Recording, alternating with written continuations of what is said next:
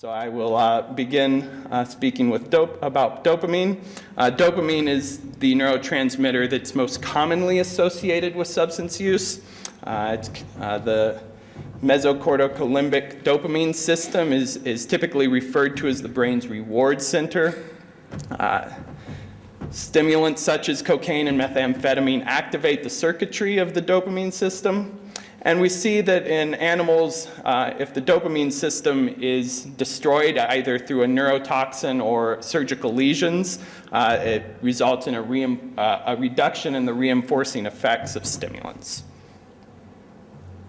Acutely, cocaine works on the dopaminergic system by blocking dopamine transporters. You'll see here this is a dopamine transporter that has been blocked by cocaine. It results in increased dopamine in the synaptic cleft. This acute occupancy of the dopamine transporter is associated with subjective high reported by individuals who have been administered cocaine. And we also see that density of the D2 dopamine receptors are inversely associated with the reinforcing effects of cocaine.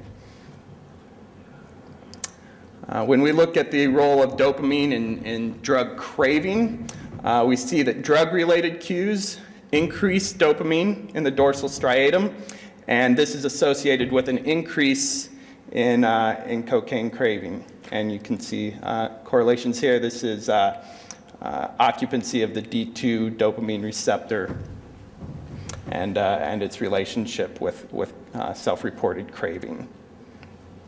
When we look at the role of dopamine in the reinstatement of drug-seeking behaviors, we see that cocaine-triggered reinstatement of cocaine results in an increase in dopamine that's associated with a reinstatement of that behavior. So that's a drug-primed cue. And then we also see that D3 receptor antagonists inhibit drug-seeking behaviors following both drug cues and stress cues. So we see that dopamine seems to play a role in all three triggers of relapse, the priming, the environmental cues, and stress.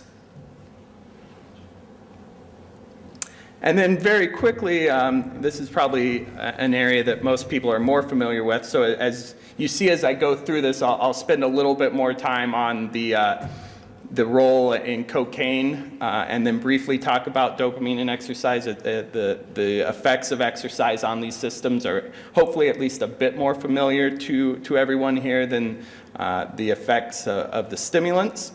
So in mice, we see an increased dopamine turnover following acute bouts of running. In humans, we see an increase in dopamine in plasma. However, PET studies that have been conducted following an acute bout of exercise find no significant changes in synaptic dopamine. When we look at chronic effects, I'm not currently aware of studies in humans that have looked at chronic effects on the dopaminergic system.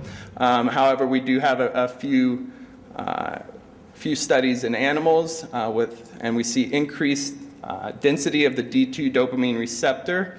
And in animals that are aging, we typically see an age-related decrease in the D2 dopamine receptor density, and that chronic wheel running can prevent or at least attenuate that reduction in dopamine receptor.